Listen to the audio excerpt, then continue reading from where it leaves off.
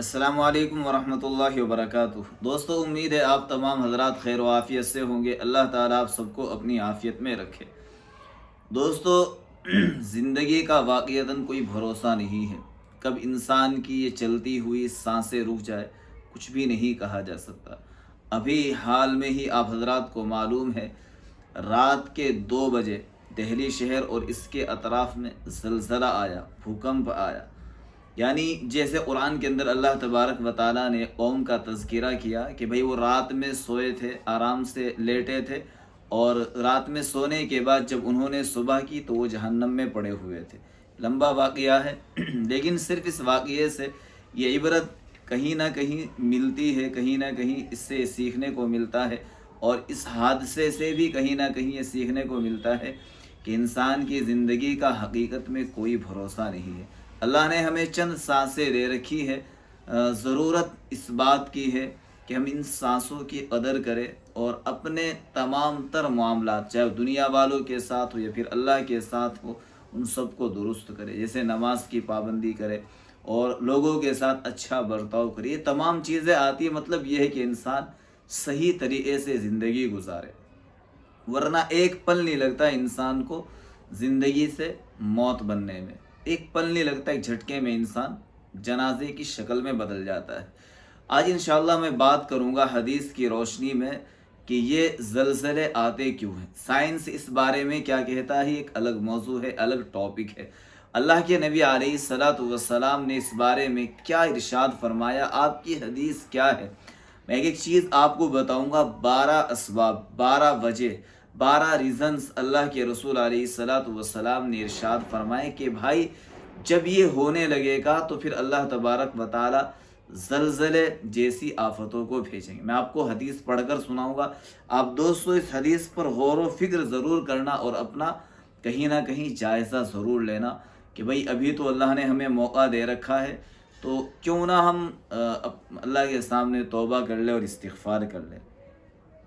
سنن ترمذی کی یہ حدیث ہے، جس سے زلزلے کے اسباب جو ہے ان کا سمجھنا بہت آسان ہو جاتا ہے، اور حضرت ابو ہریرہ رضی اللہ تعالیٰ عنہ اس کے راوی ہیں۔ فرماتے ہیں کہ جب یہ باتیں ہونے لگے گی، لوگوں کے اندر یہ باتیں پائی جانے لگیں گی جو میں ابھی آپ کو بتاؤں گا، 12 چیزیں، تو پھر اللہ کے رسول علیہ الصلاۃ والسلام نے ارشاد فرمایا تو اس زمانے میں، یعنی جب یہ 12 چیزیں پائی جائیں گی تو اس زمانے میں سرخ آندھیوں اور زلزلوں کا انتظار کرو۔ یعنی سرخ آندھیاں چلیں گی اور زلزلے آئیں گے، زمین میں دھنس جانے اور صورتیں مسخ ہو جانے اور آسمان سے پتھر برسنے کے بھی منتظر رہو، یعنی اس کا بھی انتظار کرو کہ زلزلے آئیں گے، انسانوں کے چہرے مسخ ہو جائیں گے، چہرے بدل جائیں گے، اور اسی طریقے سے سرخ ہوائیں چلیں گی اور آسمان سے پتھر برسیں گے۔ اللہ حفاظت فرمائے۔ اور یعنی ان عذابوں کے ساتھ دوسری ان نشانیوں کا بھی انتظار کرو جو پے در پہ اس طرح ظاہر ہوں گی جیسے کسی لڑی کا دھاگا ٹوٹ جائے اور لگاتار اس کے دانے گرنے لگے۔ دوستو، یہ حدیث آپ حضرات کے سامنے خلاصہ یہی ہے کہ جب لوگوں کے اندر یہ 12 گناہ عام ہو جائیں گے تو پھر اللہ کے نبی علیہ الصلاۃ والسلام نے فرمایا کہ اب انتظار کرو کہ اللہ تبارک و تعالیٰ زلزلے کو بھیجیں گے اور آسمانوں سے پتھروں کی بارشیں ہوں گی، سرخ ہوائیں چلیں گی، انسان کے چہرے مسخ کر دیے جائیں گے۔ اللہ ہم سب کی حفاظت فرمائے۔ کیا ہے وہ 12 چیزیں، غور سے سنیں اور دوسرے تمام بھائیوں کو بھی ضرور سنائیں، خاص طور سے گھروں کی مستورات کو ضرور سنائیں۔ عورتوں کے اندر اس وقت بے دینی بہت زیادہ ہے، وہ ڈرنے کے لیے، اللہ سے ڈرنے کے لیے بالکل بھی تیار نہیں ہے، خاص طور سے عورتوں کو ضرور سنائیں۔ پہلی وجہ، پہلا ریزن اللہ کے نبی علیہ الصلاۃ والسلام نے یہ بتایا، جب مال غنیمت کو گھر کی دولت سمجھا جانے لگے۔ مال غنیمت ایک ایسے مال کو کہتے ہیں جب مسلمانوں کی اور کفار کی، مشرکین کی آپس میں لڑائی ہوتی تھی، یعنی جہاد ہوتا تھا، جو مال بچتا تھا تو وہ مال مسلمانوں کے درمیان تقسیم ہوتا تھا۔ وہ آج بھی مسئلہ آج بھی یہی ہے، جہاں بھی جہاد ہوگا وہاں اگر مال بچے گا تو اس مال کو شرعی احکام کے تحت ان تمام مسائل کو جانتے ہوئے اس کو تقسیم کر دیا جائے گا۔ تو اللہ کے نبی نے فرمایا جب اس کو گھر کا مال سمجھا جانے لگے گا تو پھر انتظار کرنا کہ اب اللہ تبارک و تعالیٰ زلزلے جیسی آفت بھیجیں گے۔ دوسری وجہ بتائی، امانتیں دبا لی جائیں گی۔ کسی نے کسی کے پاس کوئی امانت رکھوائی اور اس نے اس پر قبضہ کر لیا، واپس نہیں کی، یا پھر اس میں خیانت کی۔ ہم دیکھ سکتے ہیں کتنا زیادہ آج کل یہ ہو رہا ہے کہ ہر طاقتور غریب پر کہیں نہ کہیں اس انداز سے ظلم کرتا ہے کہ اگر غریب کی اس کے پاس کوئی اتفاق سے چیز چلی جائے یا کوئی امانت رکھوا دے تو مالدار اس کو دینے کے لیے راضی نہیں ہے، تو فرمایا کہ پھر ایسے وقت میں زلزلہ آئے گا۔ تیسرا آپ نے ریزن ارشاد فرمایا، زکوٰۃ کو لوگ تاوان اور بوجھ سمجھنے لگیں گے، یعنی آدمی کے اوپر زکوٰۃ ہے لیکن اس کو دیتے ہوئے بڑا بوجھ محسوس ہوگا، کراہیت محسوس ہوگی۔ تو حضور علیہ الصلوۃ والسلام نے فرمایا کہ اب انتظار کرو کہ اب زلزلہ آئے گا۔ نمبر 3، علم دین دنیا کے لیے حاصل کیا جائے گا، یعنی ایسے لوگ آئیں گے جو صرف دین اس لیے حاصل کریں گے کہ بھائی اس دین کے ذریعے سے ہم لوگوں کو بیوقوف بنا کر دنیا کمائیں گے، دنیا بنائیں گے، یا پھر دین کے ذریعے سے ان سے مال اینٹھیں گے۔ تو دین کو دنیا کمانے کے لیے حاصل کیا جانا یہ بھی اس طرح کی آفتوں کا ایک سبب ہے۔ نمبر 5، انسان اپنی بیوی کی اطاعت کرے گا اور ماں کی نافرمانی کرے گا، یعنی بیوی سے اس قدر محبت کرے گا کہ بیوی کی محبت میں ماں کی نافرمانی کرنے لگ جائے گا۔ تو ایک ریزن یہ ہے۔ نمبر 6، دوست کو قریب کرے گا اور اپنے باپ کو دور کرے گا، یعنی جب دوست سے ملے گا تو بڑی خوش دلی سے، محبت سے، مسکراہٹ کے ساتھ ملے گا، لیکن جب باپ سے ملے گا تو منہ چڑھا کر ملے گا، صحیح سے بات نہیں کرے گا۔ تو ایک وجہ یہ ہے۔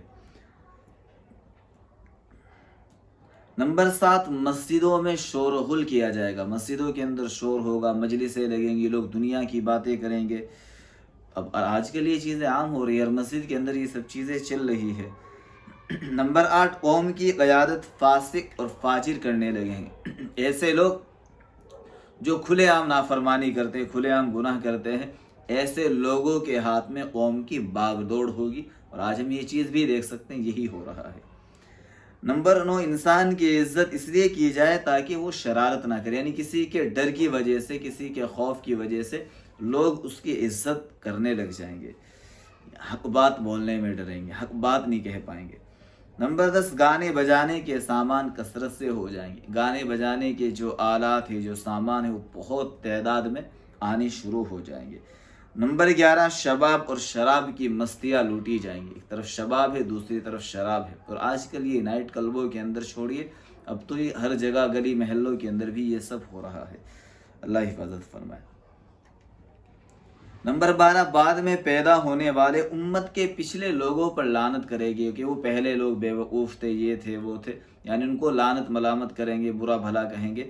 تو دوستو یہ 12 چیزیں ہیں، 12 وجہ ہیں، 12 اسباب ہیں جن کے بارے میں حضور علیہ الصلوۃ والسلام نے ارشاد فرمایا کہ ان 12 وجہوں سے، ان 12 ریزنز کی وجہ سے اللہ تبارک و تعالیٰ جب قوموں کے اندر، لوگوں کے اندر یہ گناہ عام ہو جائیں گے تو پھر کیا ہوگا؟ پھر زلزلے آئیں گے، آسمان سے پتھر برسیں گے، سرخ آندھیاں چلیں گی، طوفان آئیں گے، یعنی انسان کو کسی بھی طریقے سے یہ تمام چیزیں تہس نہس کرے گی، تباہ کرے گی، برباد کرے گی۔